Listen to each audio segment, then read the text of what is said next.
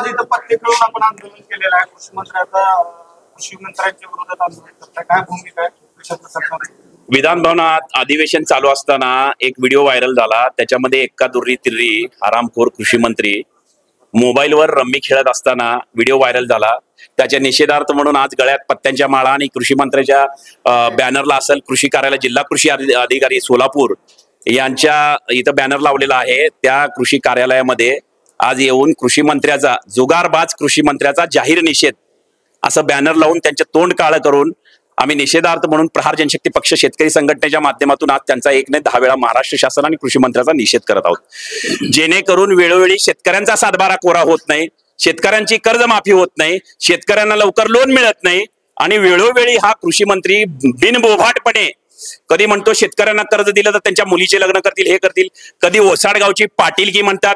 अहो, कृषी मंत्री पद जे दिलेलं आहे तुम्हाला कृषी खात्यासाठी शेतकऱ्यांचं भविष्य शेतकऱ्यांना कर्ज देण्यासाठी, शेतकऱ्यांचा सातबारा कोरा करण्यासाठी, शेतकऱ्यांच्या अडीअडचणी सोडवण्यासाठी तुम्हाला ते मंत्रीपद दिलेलं आहे.